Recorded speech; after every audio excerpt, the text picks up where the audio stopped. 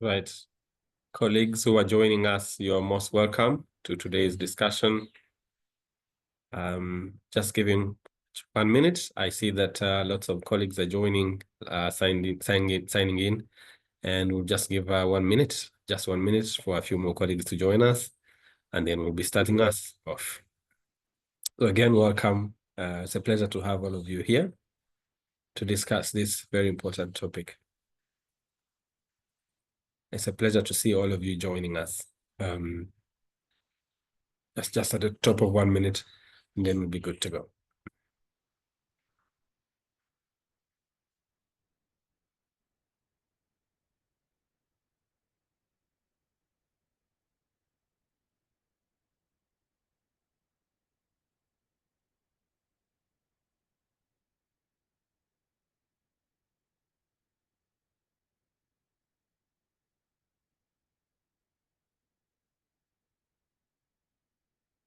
All right, colleagues. Again, I want to thank everyone that has joined today's discussion, distinguished speakers, participants joining us from around the world. I want to welcome all of you officially to today's discussion that will focus on raising tax revenue through equity and inclusion, taxing high net worth individuals in Africa. Just to note that this is a side event at the ongoing 4th International Conference on Financing for Development that is physically taking place in Spain, in Sevilla. And many of you are probably in Sevilla. But to all audiences, wherever you're joining us from, we thank you for joining us. I will be your moderator today, but just to introduce myself to you. My name is Gerald Biarugawa. I work with Oxfam. I work as the advisor on extractive industries, and my work straddles extractive industries and fiscal justice in Africa.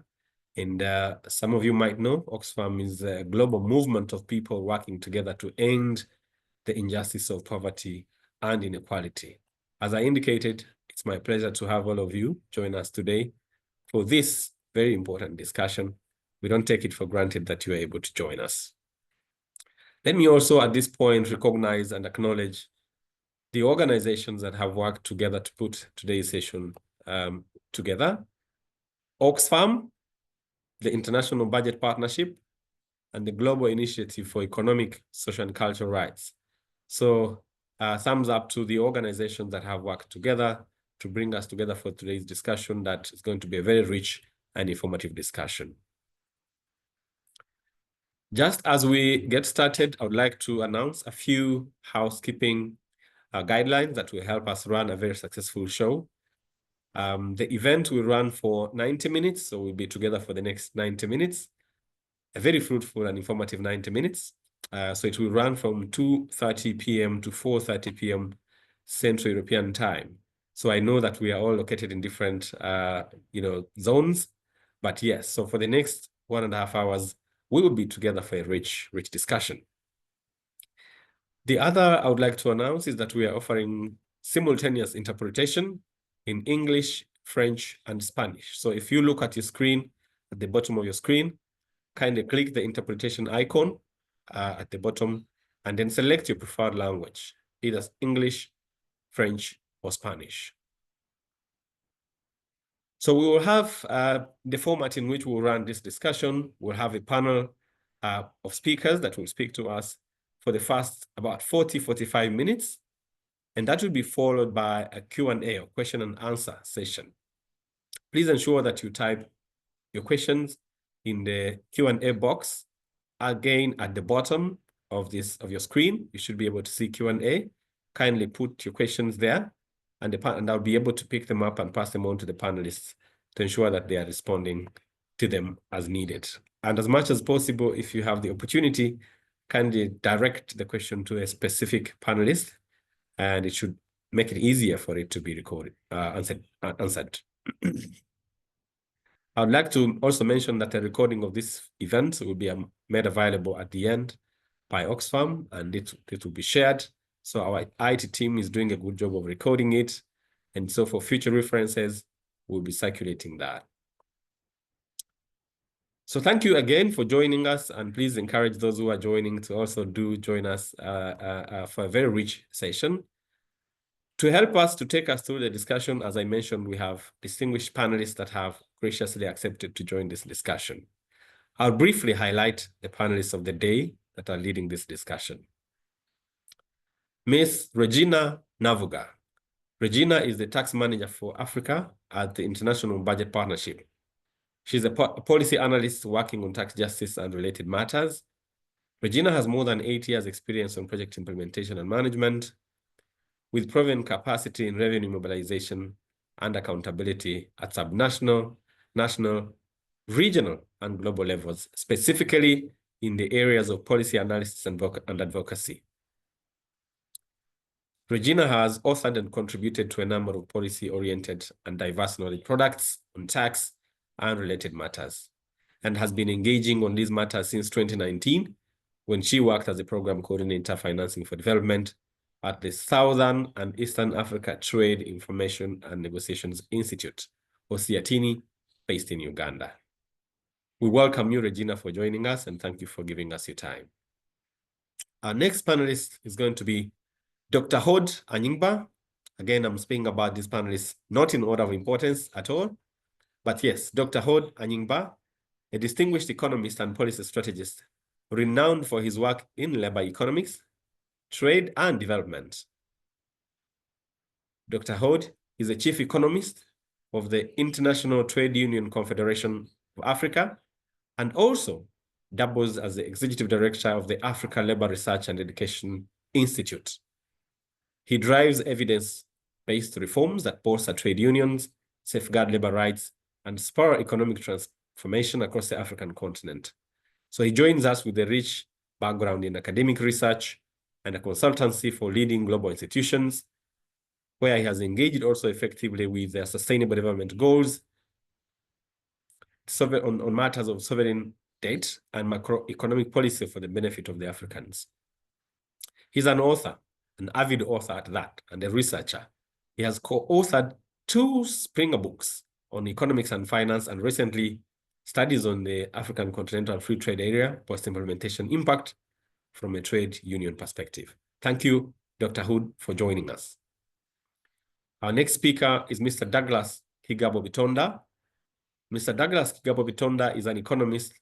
He works as an economic affairs officer in the Economic Governance and Public Finance section of the Macroeconomics and Governance Division at the United Nations Economic Commission for Africa.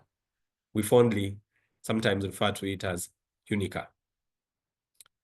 He brings over 15 years experience in economic research and policy analysis. He focuses on supporting African countries in the twin objectives of scaling up domestic resource mobilization while curbing illicit financial leakages to fund the achievement of sustainable development goals and the aspirations of the African Agenda 2063. Thank you very much, Mr. Douglas Kigabo Bitonda, for joining us. We'll then hear from Ms. Mam Diarra Ndiaye Sobel, commonly and fondly referred to as Mam. She's a dedicated social justice and human rights activist with a strong focus on the economic and social empowerment of women, as well as protection of girls. Mam, as I will refer to her sometime, also has over 15 years of experience working with international and regional institutions. She coordinated the Oxfam International's Regional Office Program on Natural Resource Governance and Community Rights. She worked as the head of the Stop the Bleeding campaign, a global campaign on financial flows, debt, and domestic revenue mobilization. Mam is currently the executive director, Agenda Afrique. And our last but not least speaker is Mr. Taiwo Oyedele. Taiwo is the chairman, Presidential Fiscal Policy and Tax Reforms Committee of the Federal Republic of Nigeria. Mr. Taiwo Oyedele is the chairman, as I mentioned, of this committee, a committee that was set up by President Bola Ahmed Tinubu with a broad mandate to carry out critical reforms regarding fiscal governance, revenue transformation, and economic growth facilitation. Before this, Mr. Oyedele was the fiscal policy partner and Africa tax lead at PwC, or PricewaterhouseCoopers, where he worked for 22 years, including over 10 years in top leadership positions that gave him in-depth knowledge and diverse experience ranging from tax advisory and policy advocacy to business strategy consulting, leadership development, and policy design. Thank you very much, Mr. Oyedele, for joining us. So these are our distinguished panelists for the day.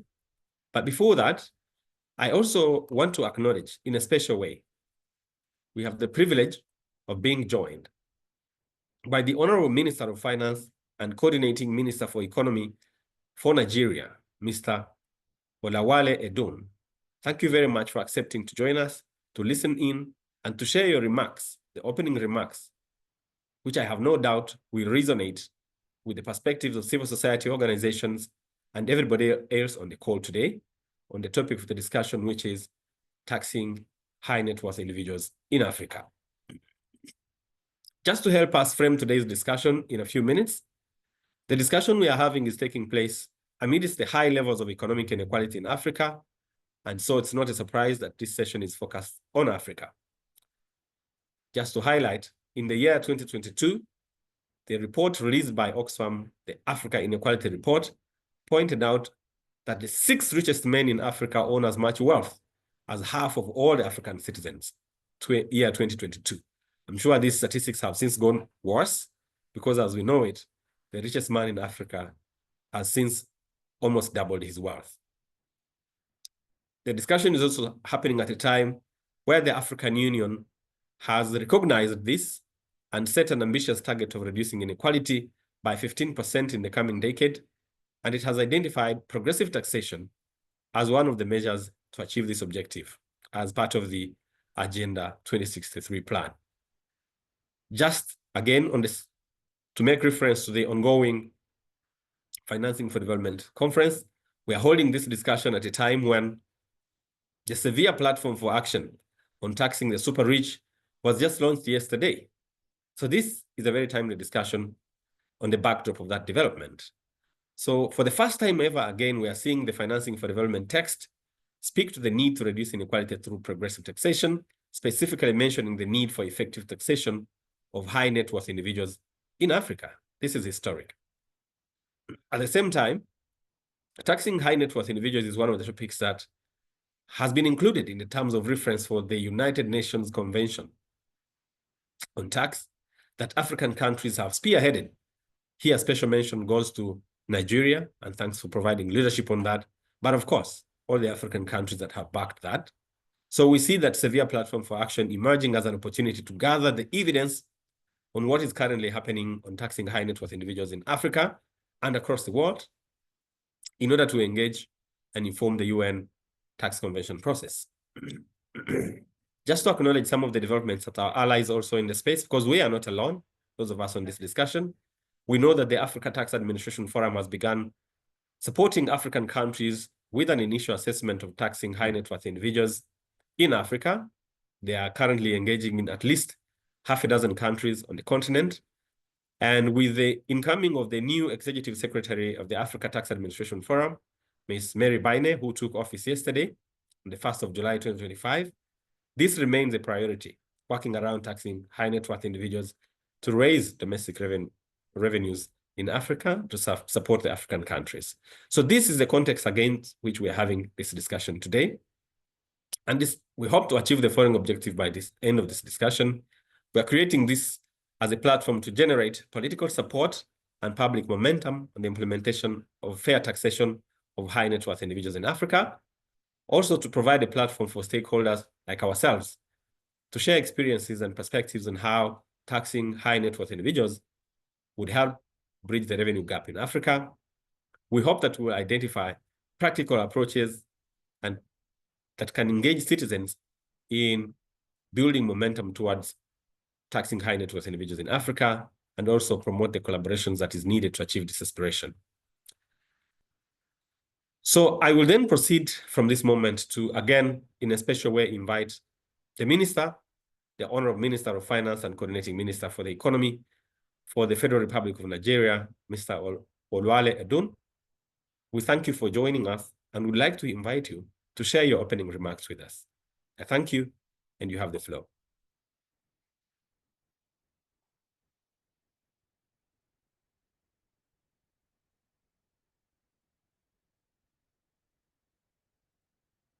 As we wait for the minister or his representative to speak to us, I'd like to encourage people to introduce ourselves here in chat. Please mention your name, your country where you're from, and the organization or institution that you work with.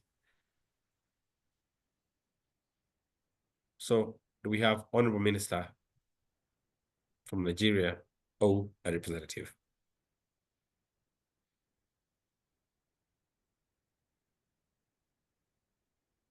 Kindly unmute and speak to us. Give us your opening remarks.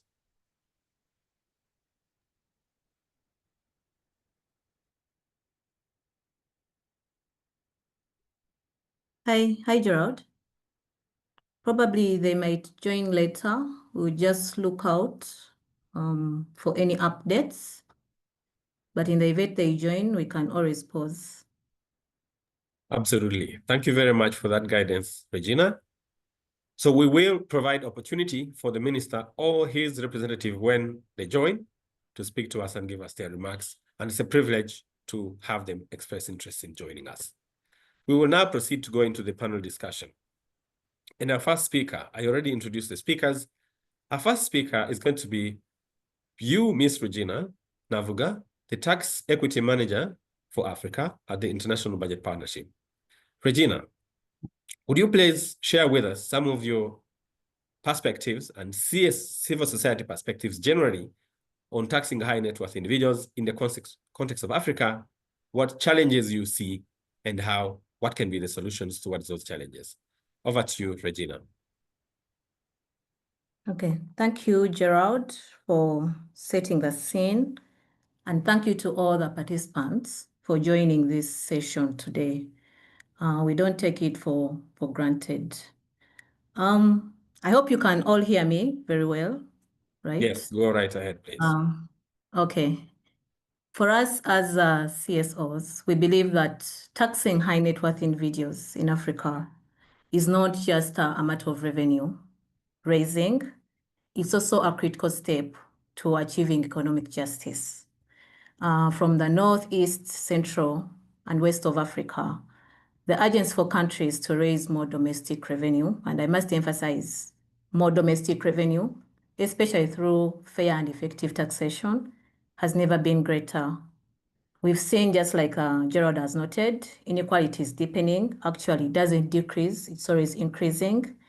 And it's only fair that we have fair and effective taxation of the wealthiest who can really contribute to contributing some of these resources. We need to reduce external aid dependence that cannot be oversight, and also believe that this goes a long way in building the trust in the tax systems for citizens to believe that there's value for money. So we believe that it's time for the rich people in Africa to contribute their fair share of taxes to our development. The 2030 development goals, we only have 4 years remaining, and UNECA reports constantly keep reminding us that we still have a gap when it comes to raising taxes. Most countries, while the target is 20%, most countries are averaging 16% or low. We've seen African countries continue to borrow. That's a story that we've been always talking about over and over again. And yet we know that some of these loans that we get, they are often at high commercial rates to cover the revenue shortfalls.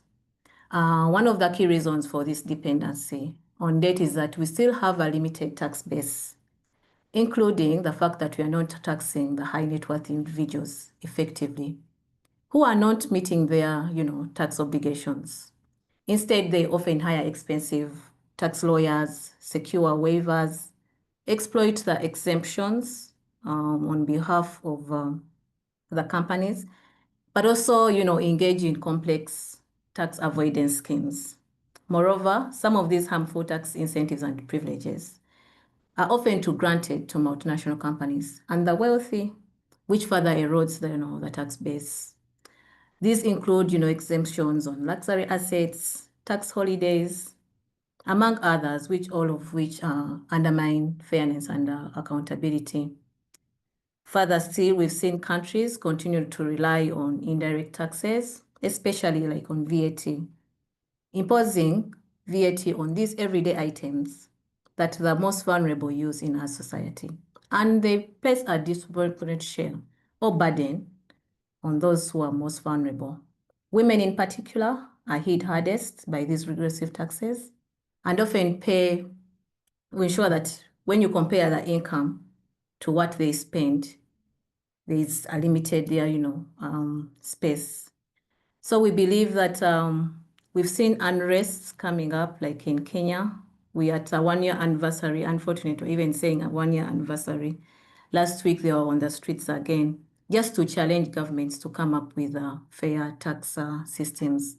Meanwhile, those who have the greatest ability to pay, particularly the high net worth individuals and the large corporations, continue to contribute little. And we believe as CSOs that this is a missed opportunity. In some of the statistics that Gerald has shared with you, the high net worth individuals hold over about $1.3 million in their wealth. And just 2% annual tax wealth could generate over $25 billion in additional revenue. Imagine what that can do, what your country where you come from can do if they had all that revenue. We could see that being used to deliver better public services. We believe that if we do not adequately tax the high net worth individuals, where else are we going to get these additional, revenues? So it's high time countries stepped up their efforts to tax those who are wealthy. But before we talk about taxing those who are wealthy, we believe that we need to know who are the high net worth individuals. Who are we talking about? Where do they keep their money in Africa? Our context is different from the developed countries.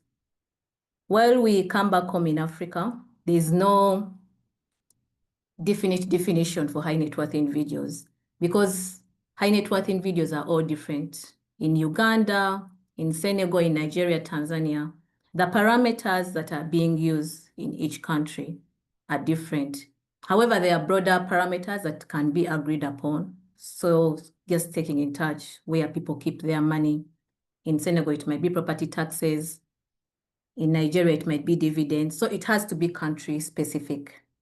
However, increasingly, we note that some of these key income streams, where the rich keep their money, like rental income, capital gains, inheritance, among others, are not fairly taxed. And that's where we are calling upon government to ensure that they tap into all these properties, all these ventures where the rich, keep their money. So what could be, the role of CSOs? We believe that to change this, we must go beyond technical, solutions. We must recognize that there are challenges that come with taxing high net worth individuals. There is the politics at play, those who have the power, and they're always challenging and influencing all these government systems and policies to work in their favor. So as CSOs, we need to challenge government. We need to mobilize more stakeholders to come into this space, to take up the spaces. As at IBP, we are implementing a project of strengthening civic capacities of citizens to understand the tax systems, influence, engage more with government. Our work is in Nigeria, Ghana, Tanzania. And we've seen that the coalitions that we've worked with, the movements that we are working with, people are able to step up, understand, and challenge some of the regressive tax measures that government is coming up with. We've seen that, however, we believe that we constantly need to monitor as CSOs. When you go to someone who is based in the village, they might not understand what the financing for development process is. They might not understand what the UN tax convention is, what Agenda 2063 is, but it's our role as CSOs to come in, demystify the issues, ensure that they are able to relate. What does debt mean? If government keeps on getting debt, there is greater messages. How are they in the long run being affected as citizens? We need to engage with data. We need to ensure that this data is more accessible. We need to challenge government to share this data easily understandable, which we can use to inform policies, over time. We need to be at the table. Today on LinkedIn, I was able to say that we are at the table, but what are we saying? Are we being given, spaces to effectively, taking off some of our proposals that we've been being shared broadly? To government, I also believe that we need to strengthen the high net worth individual units that they've been created. They need to take advantage of sharing automatic exchange of information. And in a special way, we need to appreciate Nigeria for some of the tax reforms that have been passed last week. We believe that that's a fair move to achieving progressivity. And as I end, I believe that taxation is not an end in itself. It's a true measure of success, which lies in how these resources are used to deliver essential public services. So we should be linking how the tax revenue is used, how it's raised, how it's used, and how it's accounted for in order to achieve social equity. Thank you, Gerald. Thank you very much for those wonderful remarks. Indeed, taxation is not the end in itself. What then the revenues do is even more important in ending poverty, ending inequality. You've shared with us some of the challenges and some of the steps that you are taking as the international budget partnership with your partners and allies across the continent and beyond to ensure there's equitable and fair taxation, and specifically for today's discussion. Thank you very much again for sharing those perspectives. Let me now come to you, Dr. Hod Anyingba. As I indicated before, Dr. Hod Anyingba is the Executive Director, the African Labor Research and Education Institute, but also Chief Economist at the Africa Regional Organization of the International Trade Union Confederation. We usually use the acronym ITOC Africa. Dr. Hod, would you share with us some of the examples of progress being made from your experience, from your research, some of the examples of progress that's being made with regard to taxing high net worth individuals in Africa, and then a few challenges that you see from that, from your own work, and what role unions like the ITOC Africa and other civil society organizations can play in advocating for and effectively monitoring taxation of high net worth individuals in Africa. Over to you, Dr. Hod. Thank you, Comrade Gerald. Warm greetings to everyone. I stand before you today not as an economist, but as a trade unionist, carrying the mandate of welders in Lagos, teachers in Maputo, farmers in Kumasi, platform riders in Nairobi. Their everyday reality is the true barometer of any financing agenda. And today, that reality is squeezed by the chronic undertaxation of Africa's high net worth individuals. Let me just say the rich and the super rich. And we know that these rich and super rich fortunes run into the millions and often billions of US dollars. And they are not able to spread this money, or we are not able to collect this money for our socio-economic transformation, the Africa we need. Now, why are these super rich or rich tax justice for these people matter? Why does it matter to us? I mean, when billion-dollar fortunes slip through loopholes, ministries slash budget that we depend on. Cutbacks mean fewer labor inspectors, empty medicine for children, ballooning class sizes, and weakening of the collective bargaining that even workers have at work. Now, from the Finance for Development outcomes that surprisingly was actually echoed on the very first day where I am, the Compromiso de Sevilla. It is the outcome document of the FFD4.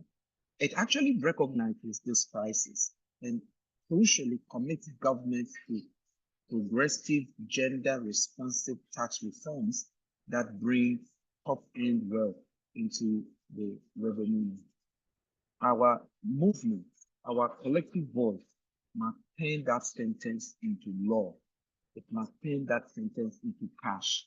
It must turn that sentence into concrete benefits for workers. But we know there are some very, very critical stumbling blocks.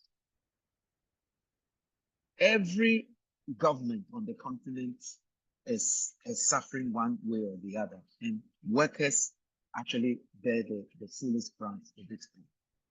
For example, in Kenya, according to the Kenya National Taxpayers Association, if the rich and the super rich were contributing from anywhere around 2% to 5% of their fortunes, that would have been a third of the revenue the revenue authority would have collected in a year. So imagine all that money was now pushed into what? Indirect taxes, into mobile money service, into fuel transportation, indirect taxes, and that is not helping, right? So what are the issues that I want to underline that we all should be thinking about? The first is political resistance. There is fierce political resistance because officials will always tell you that these, if we begin to tax them, these levies could drive the same top earners to move elsewhere, to move their income elsewhere abroad. And those are the kind of issues we have been hearing all the time. So there is some dilution of legislation in that regard.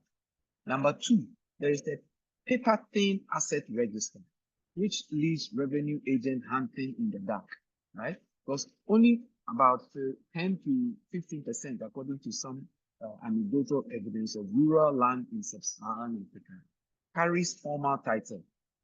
So matching luxury villas or farmland to real owners is complete guesswork. Number three is administrative capacity, right? We lack the administrative capacity to actually penalize the rich, etc. Because if you are penalizing people for beneficial ownership of around the $50, I mean, this is peanut for the super rich. Number four is offshore escape hatches. They still persist. Africa still loses out, in the billions of dollars every year on these tax havens. And the most precarious one, the troubling one for me is the corruption, the canker. Corruption corrodes the system end to end. So people are paying bribes, they have political patronage, and there's misallocation, there's siphoning of money, and all this do not actually go to the workers, to the people that they usually need it. So why does this matter to ordinary African workers? Number one, there is a huge tax burden, right? I mentioned these indirect taxes that Comrade Regina also talked about, because then women and the youth are not able to have enough disposable income to do their work and to do business. There's also a huge burden on public services, healthcare, education, social protection, pensions. There is not much, money circulation to do the work.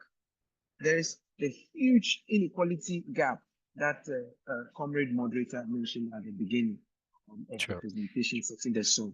And then there is what? That tax, contract that we are talking about. So all these are issues. And for us as unions, we are saying that in closing, we are saying that we need to target these, national wealth register coalitions, right? So that we can bring, revenue authorities, land registries, the unions, together with journalists, together on one platform.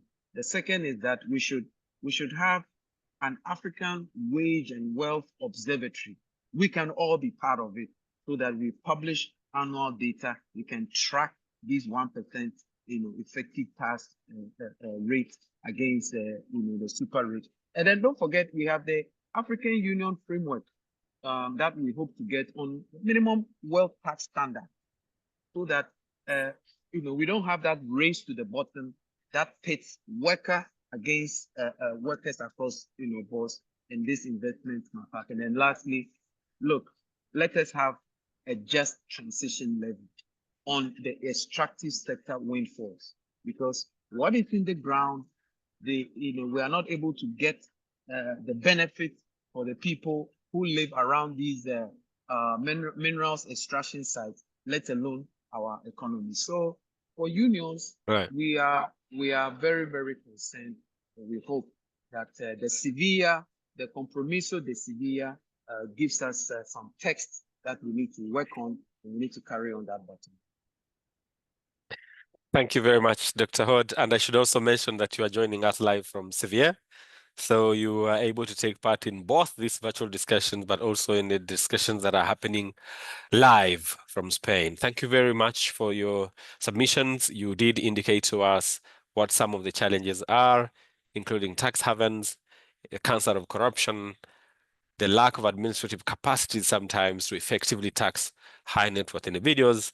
And you capped it off with a call for greater collaboration between civil society and trade unions are civil society, but sometimes we don't collaborate enough.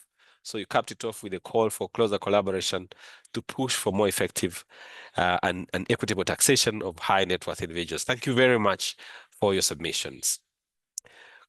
Colleagues, I would like to continue encouraging you all to engage through the Q&A function at the bottom of your page. If you have questions and comments, kindly direct them to a panelist that might address them. We will be sure to pick them up. Those who are joining us, as we're already running, kindly introduce yourselves through chat and introduce yourself by name, the country where you're joining from, and your institution or organization. This will help us to know who we are and who we are engaging during the course of this discussion. Let me now take us to the next panelist, who is, we fondly refer to her as Ma'am, Miss Ma'am Diarra Ndiaye Sobel. I already introduced you, Ma'am, as the Executive Director of Agenda Afrique, based in Senegal. Ma'am, would you tell us about the current context around taxing high net worth individuals in Senegal? What are the recent tax reforms in this direction, and how they have disproportionately impacted small businesses and entrepreneurs, particularly women? Would you tell us about the context in Senegal and your view on what civil society can do, how civil society can and citizen movements can work together towards more equitable taxation of high net worth individuals in Africa? Over to you, ma'am. And before ma'am speaks, colleagues, kindly select your preferred language at the bottom. Choose we have interpretation in Spanish, English, and French. So you can speak in the language that you're most comfortable with. Ma'am, if you are able to join us, please give us your remarks.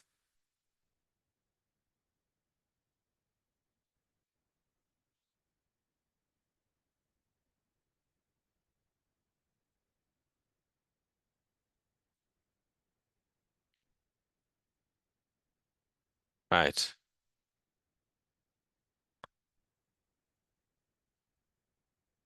Ma'am, Miss Ma'am Diarra Sobel? Right. So maybe we'll come back to ma'am at some point. And apologies if it is that you are speaking and I'm probably not hearing you well. We'll come back to you in a second, ma'am. Our next speaker from the Federal Republic of Nigeria, Mr. Taiwo Oyedele. Mr. Taiwo, the chairman of the Presidential Committee on Fiscal Policy and Tax Reforms in Nigeria. From a government perspective, Mr. Taiwo, would you share with us the progress that Nigeria has made, and specifically the Presidential Committee on Fiscal Policy and Tax Reforms, the progress it's making, and how this is contributing to the broader goals of tax equity and social justice? Speak to us about some of the specific challenges of Nigeria with regard to taxing high net worth individuals, and how governments and citizens and civil society organizations can work together towards building trust and promoting more effective taxation of high net worth individuals. Maybe with other countries that can also learn from Nigeria. Mr. Taiwo, you're welcome to speak to us. Thank you very much. I'm sure you can hear me. Can you please let me know how much time I have to speak? Would you please speak to us for 7 minutes, and then we'll come back to you for anything that we'll need to clarify. Okay, so that's fair. Yeah, that's fair enough. So good day to everyone, and thank you very much for inviting me. Yes, the challenges that we're having to deal with in Nigeria in terms of taxing high net worth individuals, very similar with the rest of Africa and most of the developing countries. In fact, we like to say that when you look at the high net worth individual segment, we think they are the hardest to tax segment of society, even more than the informal sector. But deciding to do the right thing requires political will, it requires knowledge, it requires, more importantly, use of data. So we started from a situation where in about 8-10 years ago, we had less than 5% of the tax revenue coming from personal income tax, coming from the high net worth individuals. Whereas what the data shows around the world is that in countries where you particularly have high level of inequality, like South Africa, like Nigeria, you should expect actually the top 1% to pay more, to contribute more in tax revenue than the bottom 99%. So that is the case in South Africa today. That's not the case in Nigeria, and that's because the South African tax system, and also by extension, the South African Revenue Service, have become more effective in trying to tax high net worth individuals. And it's not surprising that their tax to GDP ratio is in the region of 26-27%, compared to Nigeria hovering around 10 until recently, where we are now at about 13.5%. So it's important to put that context in proper perspective. What we have been able to do is, thanks to our current administration led by His Excellency President Bola Ahmed Tinubu, was to set up a committee, and I had the privilege to chair that committee. And we were allowed to do our work professionally. Nobody dictated to us. We're not influenced in any way. And that has helped us to address a lot of the loopholes, particularly from the legal point of view, the legal framework. Because what the high net worth individuals tend to do is use their influence to ensure that there are loopholes in the laws, to ensure that they get incentives. Sometimes they are able to access waivers that others cannot access, thereby not only denying government of revenue, but also creating inequity in the system and economic distortion. We have to remind ourselves that the high net worth individuals are likely the owners of businesses as well. So if you can fix the problem of getting them to pay the right amount of tax, you begin to address inequality in a broader sense, not just in terms of individuals, but in terms of the business environment between small businesses, mid-sized businesses, and people who have no access to powers that be, to be able to operate on a level playing field, which is really important if we want a society that is prosperous and is inclusive. So essentially, the approach we have adopted was first to try and do a review of the existing legal framework. What are those incentives that we believe are not only wasteful, but are distortionary? We also looked at our tax laws, and it would surprise many people that until now, because our new tax laws were just signed into law just about a week ago, until now, if you earn about $1,000 equivalent a month, you would easily be paying the top marginal income tax rate in Nigeria, compared to someone who is a high net worth individual earning about $1 million a year. So we have that fiscal drag, which we have now addressed, to create exemptions for a higher threshold for exemption for low income earners, as well as for small businesses. Because it's important, as we're speaking about how to tax high net worth individuals, we must balance that conversation also with how not to tax poverty, to ensure that we're also promoting promoting equity and a just society. So we have that progressive tax rate now in our tax law. We also looked at other areas, because if you ask yourself, what income do high net worth individuals earn? So they tend to earn investment income, like dividend, like rental income, royalty, interest, they also have capital gains because they're able to buy assets. They're able to invest in the capital market and make capital gains. And all of that is good. By the way, we want more high net worth individuals in Africa. We just want them to pay the right amount of taxes. They also earn returns from intellectual property, intangible assets. And what do they do with the money that they have? And then, of course, they spend. So lifestyle, luxuries, and then they save. If we're lucky, they save those monies in Africa. In some cases, they take them out of Africa, which is a shame, and then they invest. Now, the approach we've adopted is to ensure that the income aspects, the taxes are progressive. We close the loopholes in terms of waivers and incentives. And then we ensure that for capital gains, for example, we have a threshold in our new laws where once you exceed that threshold, you pay capital gains, you do sell shares in the capital market. Below that, you don't pay. And it's cumulated over a period of 1 year. We also have, provisions to get intelligence and data from how high net worth individuals spend their money. So if you're spending, we're going to be using third-party evidence to validate the income that you declared. So if you declare that you earn income of $1 million, but we see your spending is more than that, then you have questions to answer. We also want to ensure that when they are investing, we do not discourage them from investment. So if you make a lot of money and you want to invest, what we've decided to do in Nigeria is not to tax capital and not to tax investment. Keep reinvesting your money and we're all good. But once the returns on your investment comes in, you need to pay taxes, as well as if you decide to save the money, depending on what you are saving the money on. So essentially, we have made progress. We are just beginning the implementation of our new regime for the tax system in Nigeria. We're spending the next 6 months until the end of 31st December 2025 to build capacity, to get data, to enlighten the public, because this transformation we have, it's nothing we've done ever in the history of Nigeria. So it's quite, extensive. There is also the connection with the international community. Both internally, we have the coordination of data, handshake between the subnational and the national government, as well as with the international community in terms of exchange of information and collaboration around capacity development.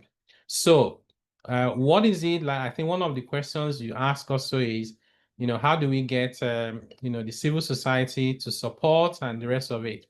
I think it's important for the civil society to ensure that, one, they try and do their analysis and commentaries and reports based on credible data. It is not helpful when we try to do crowd-pleasing analysis.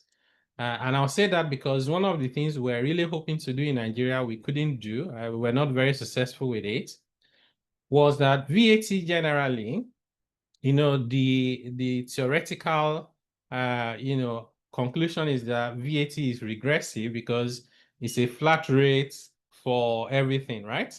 What we've done is to design our VAT system to actually make it progressive. And we looked at the basket of items that the, low-income earners would generally consume.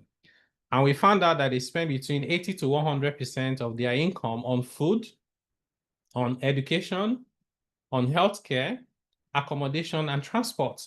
So we made that deliberate decision to remove VAT on food that is zero rated, food, healthcare, and education. And then we exempt transportation and accommodation.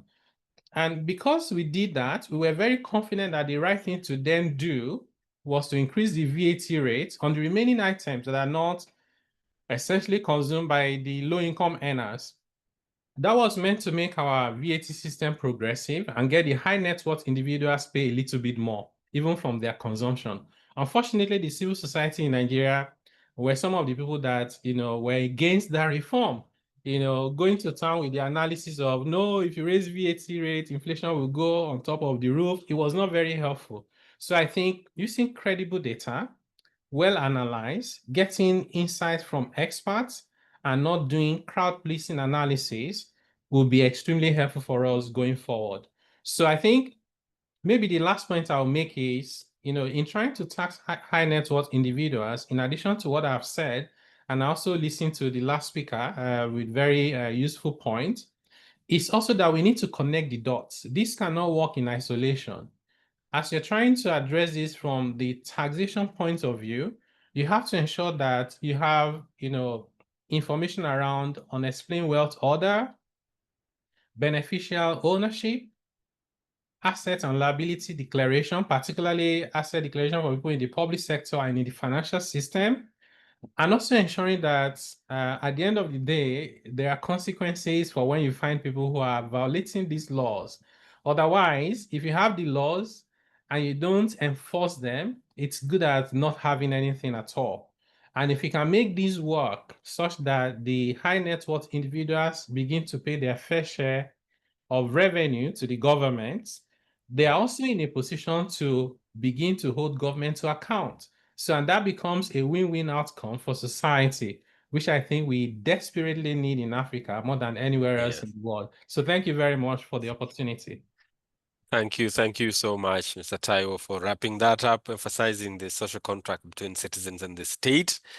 Nigeria continues to be a leader in this space, so we do acknowledge your leadership in all of this, but also particularly in pushing the UN Tax Convention and many other areas. So thank you very much for making time to join us, colleagues. I'm sure there might be questions and comments to your submissions. Colleagues, kindly put them in chat, and with time allowing, we'll be able to have our panelists to respond to them. I just want, before I go to you, Mr. Kagabo, I just want to check if Ma'am Diara is able to join us now. Yes, and just to say there's a lot of heads up for your submissions, Mr. Taiwo. Very interesting to all of us. Ma'am, have you been able to join us, please? All right. Okay. So, ma'am, I'm Oa. Excellent, ma'am. We do recognize the technical challenges that may be disrupting you, but we wanted you to speak to us briefly about progress around taxing high net worth individuals in Senegal, in how the tax reforms disproportionately impact small businesses and entrepreneurs, particularly women, and what civil society and citizen movements can do to work together towards more equitable taxation in 5 minutes.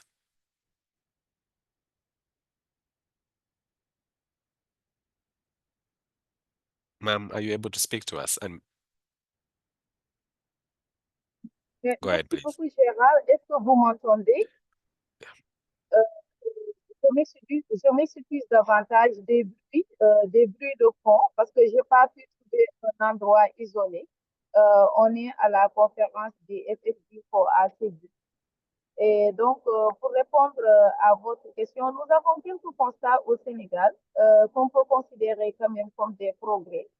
Par exemple, mais le Sénégal n'a pas encore mis en place un mécanisme d'impôt sur la fortune, mais il impose l'impôt sur le revenu. Et cela peut aller jusqu'à 40% des revenus fixes.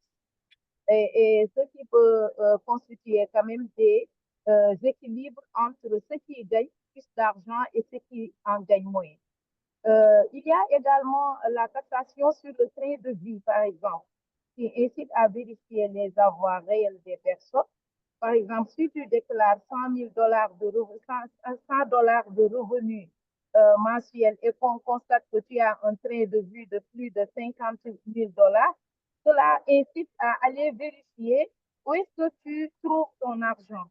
Non seulement cela permet de faire des rectifications vis-à-vis de la taxation, mais c'est un mécanisme aussi très efficace de lutte contre le blanchiment et la fuite des capitaux. Et donc, ça, c'est un mécanisme assez positif. Et il y a la fiscalité neutre aujourd'hui au Sénégal qui permet quand même aux femmes de bénéficier de certains avantages par rapport au nombre de parts que les femmes maintenant peuvent déclarer selon leurs enfants pour bénéficier de certains avantages. Et en plus de ça, nous espérons que la réforme prochaine du Code général des impôts va intégrer des impositions sur la fortune. Mais cependant, nous avons constaté d'une façon quand même dont le système fiscal affecte sur les communautés. Et nous avons vécu avec les communautés en tant que partie prenante très engagée avec les femmes et les jeunes. Et cela est très négatif sur leur évolution économique. Par exemple, les populations vulnérables sont très affectées par la TVA sur les produits de base, tels que le riz, le savon, les serviettes hygiéniques et l'huile. Et ça, c'est des denrées de première nécessité. Il faut qu'on les achète. Yeah. Et les citoyens qui les achètent ne peuvent pas, n'ont pas le pouvoir de négociation sur ces impôts-là. Et les jeunes femmes entrepreneurs et les jeunes, par exemple, du secteur informel, subissent des taxations arbitraires, sans bénéficier de services publics tels que les infrastructures, les crédits pour les accompagner, les formations pour les accompagner. Par exemple, l'année passée, nous, on accompagne des jeunes entrepreneurs femmes et nous avons constaté qu'une partie de nos cibles, elles ont subi elles ont subi on les a demandé de payer des accumulations de taxes. Et cela a fait que la majeure partie de ces femmes-là n'ont pas pu travailler parce que pour une jeune tailleur, une jeune couturière, si tu fais sortir en un seul coup 500 000 francs CFA pour 1 million de francs CFA, tu vas simplement fermer ta boutique pour l'événement. Et on sait que les tailleurs ici, les couturières, ils ont leurs événements lors de la tabaski, lors de la corruption, ce sont les fêtes de l'Aïd, les fêtes musulmanes. Et ça aussi, c'est des inégalités qu'il faudra voir. Et donc, voilà. Et les exonérations fiscales accordées aux grandes entreprises aussi et aux élites coûtent des milliards de francs aux contribuables. Et cela pourrait financer des services de base comme l'éducation, la santé, l'emploi, etc. Nous avons certaines remarques. Je ne sais pas si encore j'ai le temps de continuer. Sinon, je pourrais attendre un deuxième round de questions pour compléter.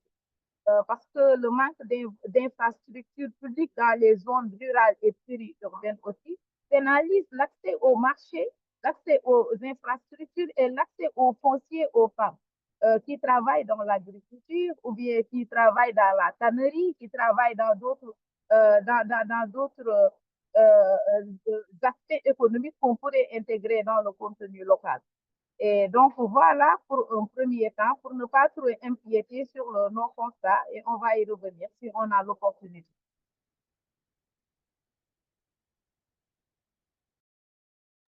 All right. Thank you very much, ma'am. And just thank you for joining us and indeed sharing on the gendered impacts of taxation when tax is not equitable, particularly impacting even more negatively on women and girls. Thank you very much for being able to join us. We have one more speaker, and then I'll open up the discussion for questions and comments. Continue to type your questions and comments in the Q&A section at the bottom of the screen. And also, if you joined us later, please do introduce yourself in chat.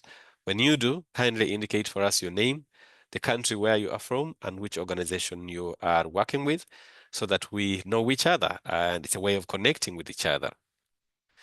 To you, Mr. Douglas Kigabo Bitonda, what policy innovations or fiscal tools that the United Nations Economic Commission for Africa recommend for more progressive and equitable taxation, and how is UNECA helping African states to engage in the financing for development process to reform global tax rules and boost domestic revenue mobilization? Thank you very much. I'll try to be short and probably have more time for question and discussions. And as probably you all know, UNECA has a mandate of supporting African countries or member states achieve sustainable development. And this is done through core functions of the organization. Think tank role, convening role, but also the operational role or technical assistance that we provide to member states in that regard. At the heart of ECA mandate to support sustainable development in Africa is the commitment to help African countries to expand their fiscal space, especially in today's context of global fragmentation and inadequate international financial support, which creates mounting pressure to raise domestic resource to fund Africa on development. And of course, strengthening or enhancing domestic resource mobilization requires actually looking across different binding constraints to that, which include a number of factors such as large informalities, inefficient and outdated tax systems, actually, which are being really exploited by bigger and wealthier people. And also very significant revenue leakages in the Africa tax systems. I'm sure all of you know that one major challenge of Africa tax system is its limited clarity around the tax base, fragmented or poor quality data on income and wealth, and many systemic issues or weaknesses that severely limit not only the ability of African countries to collect sufficient resources, but also undermines the goal of progressive and equitable taxation because of systemic weaknesses and issues around the Africa tax systems. I'll give a clear example that we encounter every day in our discussion and engagement with member states. For example, the issue around property tax, which is usually cited as a high potential revenue sources, but efforts across Africa have yielded really uneven results, especially due to challenges such as ownership, challenges in ownership data, valuation, and tracking asset-related income. So this really complicates the whole approach to increasing revenue and to achieve progressivity as we intend to do. So to achieve or to support or to navigate, to support country navigate through these challenges, ECA through different work streams support countries through the different mechanisms, tackling challenges across different angles of the Africa tax system. First of all, ECA believes that efforts need to be made on broadening and deepening tax base, especially making sure that we tap into underutilized but high potential areas. I've just mentioned the property and wealth taxation, the mining and extractive sectors. Proper taxing of this sector should ensure that high-income individuals and entities contribute a fair share of tax. We've been engaging with countries like Ethiopia on property tax, and you can see that potential is huge, but achieving this potential will require addressing the systemic issues, especially around data and detail about ownership, asset valuation, but also the flow of income from these assets is a very, very potential area, but require greater works. Second, UNECA has always recommended or emphasized on the need to leverage on modern technologies to modernize and digitalize tax systems. This really has potential to not only improve or address tax administration inefficiencies, but also tackle issues related to corruption and improve tax compliance. Evidence across Africa in countries like Kenya, South Africa, and most recently Rwanda as well, can show that promising examples. But of course, these require really looking into challenges such as platform fragmentation, limited digital literacy, weak legal framework, and cybersecurity risks and inadequate infrastructure, especially in a rural area. Third issue, where EC has been significantly involved, is support African countries reduce revenue leakages from the system, especially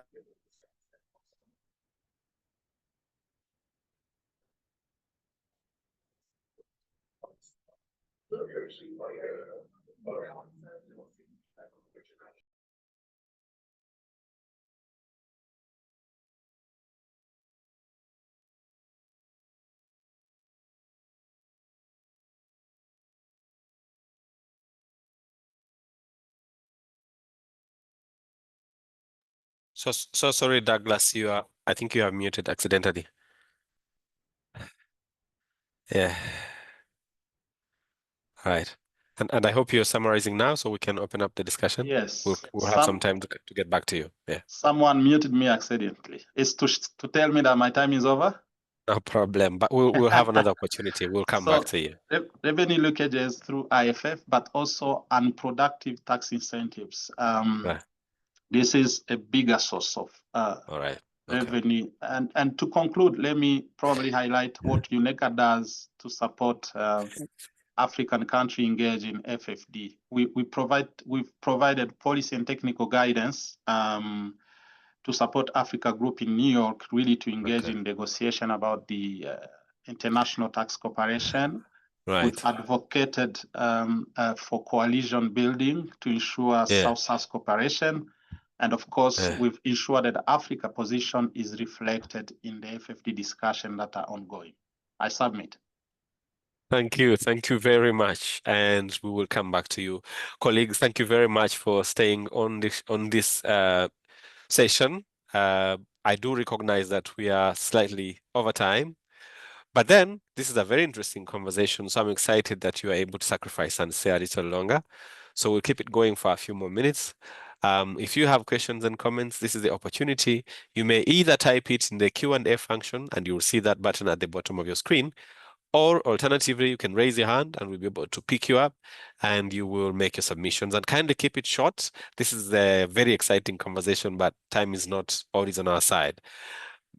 I think there was one already in chat. It's in chat. It's not in Q&A, but I think I saw one to you, Mr. Taiwo Oyedele from Nigeria. Who are the high net worth individuals in Nigeria? In what mechanisms do you anticipate for ensuring fair implementation and enforcement of the aspects of the new law? Mr. Taiwo, I'll give you a minute just a little later. But before that, shall we hear from you, Mr. Fred Njehu, please? Yeah, thank you, Gerald, and thank you to all our presenters. Mine will be very quick and short because of time.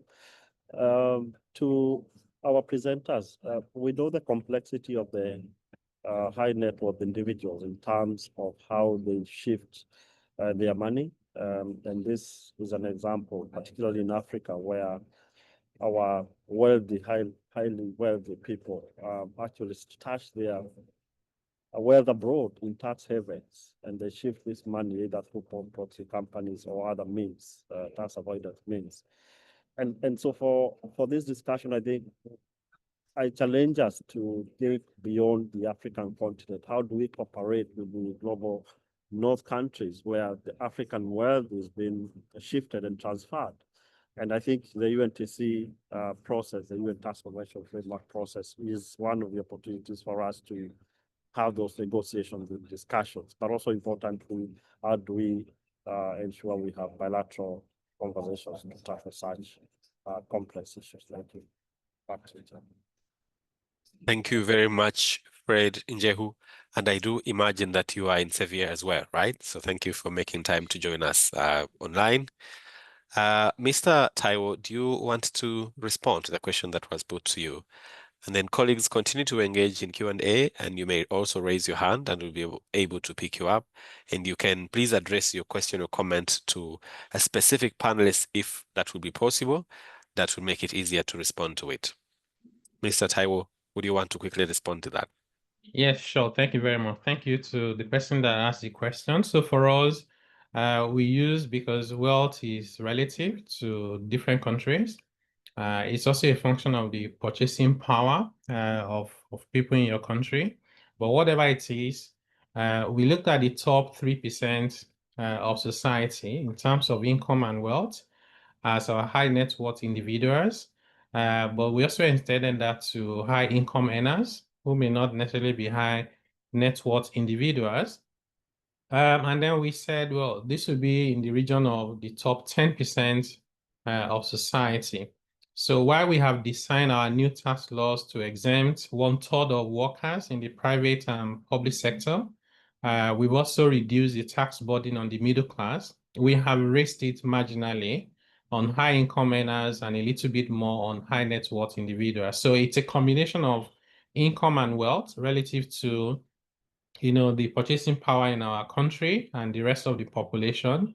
We're building a tax intelligence system where we're going to be able to connect the intelligence within the system, from investing to saving to spending, your bank account, buying asset like land, buying vehicles and all of that, and even your phone. And all of this will help us to piece together the available information so that if you underdeclare, we're able to then find out and get you to pay the right amount of tax. So essentially, those are some of the measures we are taking at the moment to address this area.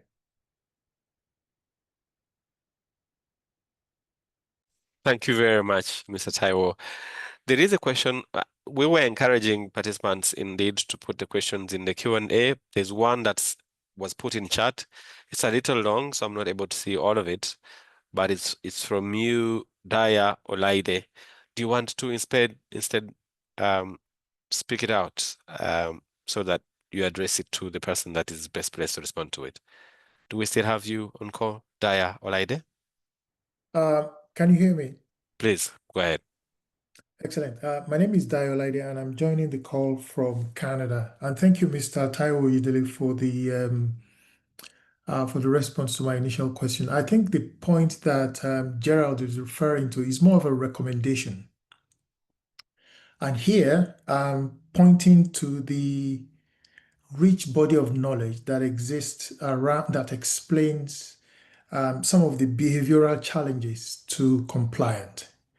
And so here, my recommendation to you is to draw your attention to the possibility of working with high net worth individuals as ambassadors, in particular to the aspect of the new law, so that you are able to have them on your side, have them come out and speak out that yes, I mean, I'll use myself as an example to better illustrate what I'm trying to say here. So if I was a high net worth individual and I am paying my fair share of tax, and I can come out and speak to the rest of my peers that actually last month or last year, I paid X amount, and this is why I am doing it. I think it has a very powerful way of also encouraging other high net worth individuals who are my peers, but also, addressing this misconception that my peers are not paying at all, which is a major reason why many high net worth individuals will not even want to pay, because they have this wrong belief that others aren't paying, so why should I pay? So that's basically my recommendation. My recommendation there, but also that you may also want to consider making the information about high net worth individuals' payments and their contributions also more public, so that the public can see truly how much are they contributing to our tax revenues. The final point, if Gerald would let me, is a reaction to one of the points that Mr. Oyedele made regarding civil society who engage in crowd-pleasing analysis. My reaction to that is to say that, it's very easy for us to externalize many of these challenges and just blame civil society. But I think you might also want to revisit the engagement mechanism or the engagement tactics of your team. Could it have been that the problem really is as a result of the inadequacies in how you actually engaged civil society organizations? If you had engaged them differently, do you think they could have been more friendly or even more partner, collaborative in their responses? Right. I yield the floor. Right. Thanks, Gerald. Thank you, Dayo, and also for using yourself as an example, only to not confirm if you're a high net worth individual or not. I'm not. But thank you for the recommendations and for everything you've shared with us. You've shared mainly recommendations, really, and I'm sure that Mr. Oyedele takes them in good faith. But there was a comment from Fred Njehu that I thought that maybe you, Mr. Kagabo from ECA, would want to respond to, or any speaker, that panelist that would want to respond to a particular issue that was raised. This is the moment. And allow me to drag this to the top of the hour so that we close right at the top of the hour. Pardon me for engaging you longer than I had promised. But yes, in the next few minutes, we can be able to wrap it up. Douglas, do you have any responses to Fred? Yeah, I would very, very much agree with him that first of all, we need to understand that the issue of tax avoidance or the illicit financial flows that I mentioned in my intervention is a global issue. It's really not an African issue. And we can't address a global issue by just focusing on Africa, because players cross borders and continents, especially with transfer of capital in the offshores and so. So ECA has been significant, has been trying, for example, in the work on IFF, trying to, first of all, work with country to identify the assets stolen. Trust me, identifying them may be easier. Not necessarily easier. There is a mechanism, there's methodology, there's approaches you go through to identify them, but recovering them, getting them back to Africa require very complex legal aspects, country to country, global agreements. But of course, there are global infrastructure that are there that actually encourage cooperation around data sharing and what. But of course, there are still gaps there. Second, if you look at the multinationals and the taxing multinationals, the issue of benefit erosion and profit shifting. This is at the core of the ongoing discussion about reforming the global financial architecture and coming up with an inclusive framework for international tax cooperation. ECA has been really championing the move from richer dominated countries to drive the global tax rule towards UN, with the assumption that if this is done under UN auspices, we may achieve this inclusivity that we want to achieve. And one of the milestones is actually the recent agreement on the framework, but of course there is a long way to go to negotiate the clauses, the approaches.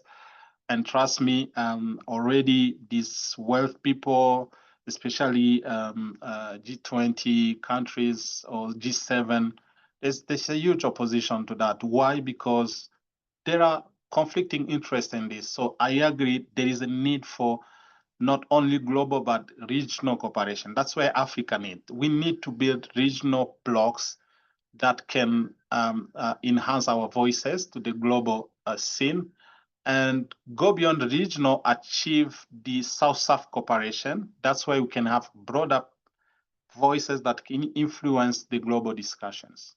Thank you very much. Thank you very much. Thank you. Indeed, this is a global issue, and thank you for highlighting some of those efforts. Just to mention again, colleagues, that you can use your preferred language. There is a channel at the bottom of the screen, so you can choose French, English, or Spanish. We do have simultaneous interpretation, and it should be possible to communicate in any of those three languages. Unfortunately, my limitation will be translating in all the languages, especially what is typed in chat. So as much as possible, if you're non-English speaking, I would encourage you to raise your hand and speak in your words, and then it will be interpreted simultaneously for us to be able to pick it up. So thank you again for those comments. Checking in chats, I do not think I have any questions or comments yet. So to the panelists that spoke, especially those that spoke first, Hod, Regina, Ma'am Diara, what are some of the views and opinions that are sticking out for you that you would like to respond to as we move towards concluding today's discussion?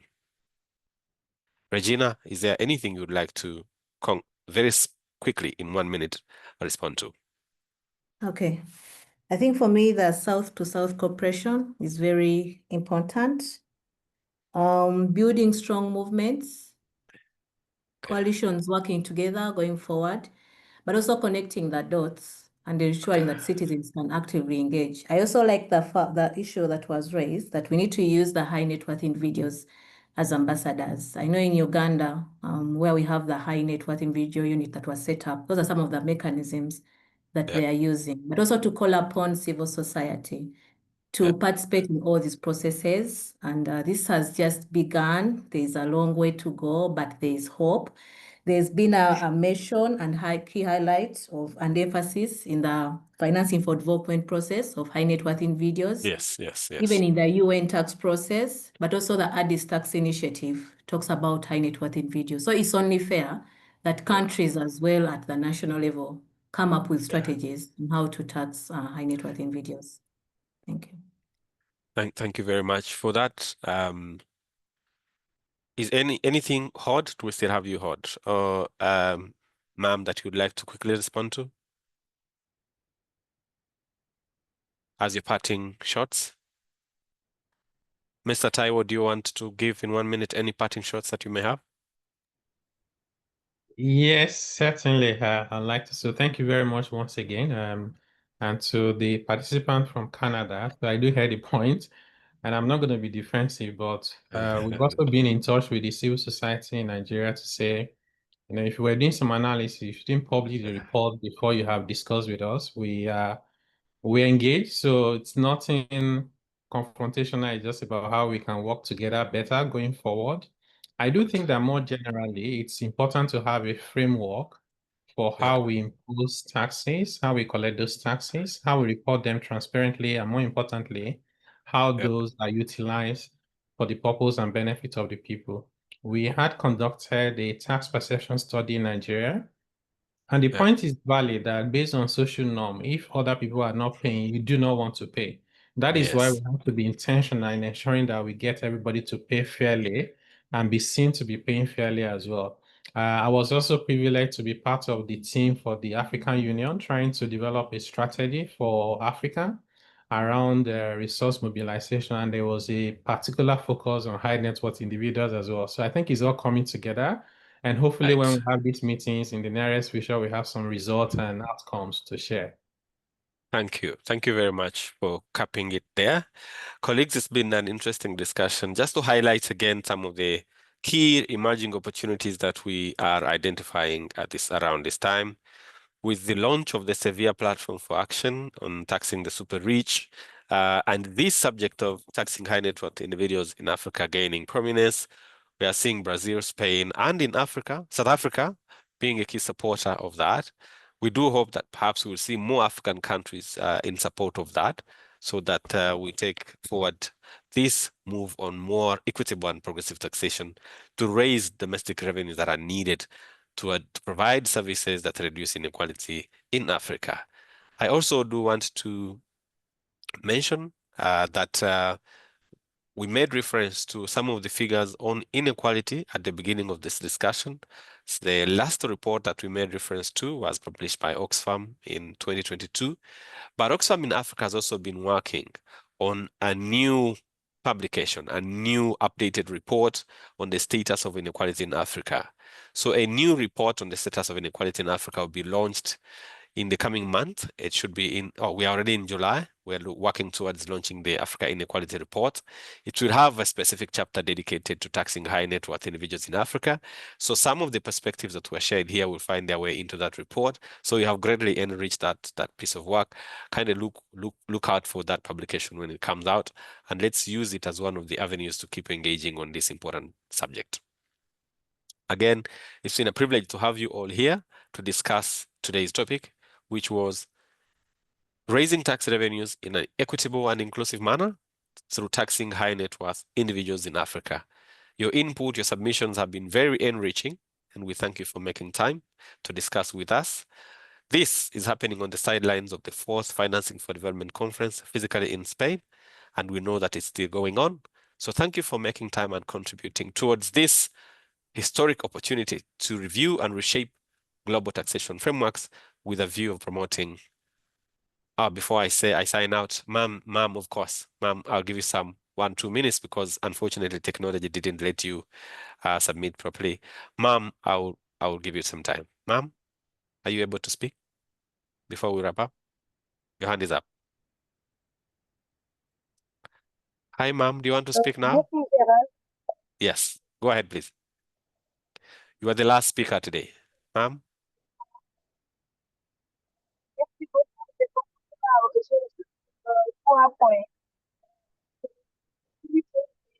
L'harmonisation des forces et notamment là, je vais faire un focus sur le continent africain.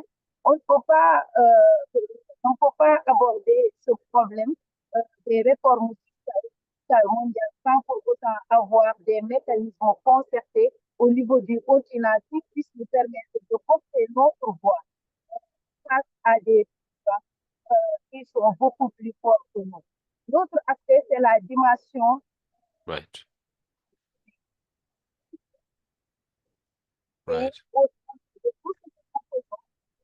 en compte les communautés pour que, quels que soient les avantages économiques, qu'on puisse prendre en compte les femmes, les jeunes et les personnes les plus vulnérables dans les réformes fiscales, que ce soit au niveau régional ou au niveau national. Et aussi en faire un problème de contrat social qui permettent aux gens de s'imprégner de le problème de la fiscalité pour pouvoir l'intégrer et d'en s'acquitter. Merci beaucoup. Right. Thank you very much. Merci beaucoup. Unfortunately, it was not possible to interpret that, but we do appreciate you making time, ma'am. In spite of the challenges that you have had with technology, we do appreciate you making time to make those important submissions. So look out for the recording of this session. As I indicated at the beginning, it has been recorded and will be shared by Oxfam colleagues. It's a pleasure. Let's keep working together towards making tax more equitable and progressive, and raising the revenues that Africa needs to finance delivery of social services and fight inequality. It's been my pleasure. I am Gerald Biarugaba. I work with Oxfam in Africa, and see you all around in the spaces. Bye-bye for now.